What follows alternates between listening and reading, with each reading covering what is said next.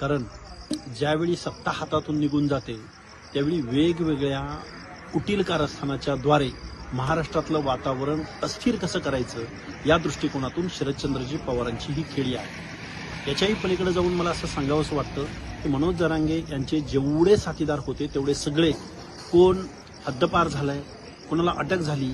काल परवा तर विनयभंगाच्या प्रकरणामध्ये त्यांचा एक साथीदार आज त्याला अटक झालेली आहे. या सगळ्या लोकांना वाचवण्यासाठी हा आंदोलनाचा जरांगे पाटलाकडून होणारा फार्स आहे. त्यामुळे माझा मराठा बांधवांना माझी विनंती आहे की रिझर्वेशन हे कायद्यानं आणि लोकशाहीच्या पलीकडे जाऊन कुणाच्या मागणीद्वारे, कुणाच्या झुंडशाहीद्वारे, कुणाला वेटीस धरून मी ह्याव करेन, मी त्याव करेन असं म्हणून जर कोण करू पाहत असेल तर हे पूर्णतः चुकीचं आहे.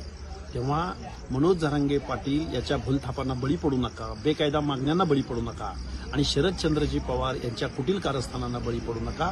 अन्यथा महाराष्ट्रातलं वातावरण हे सामाजिकदृष्ट्या कलुषित होईल आणि परत सरकार अस्थिर होईल आणि मग परत आम्हाला सत्तेमध्ये कसं पोचता येईल एवढा एकमेव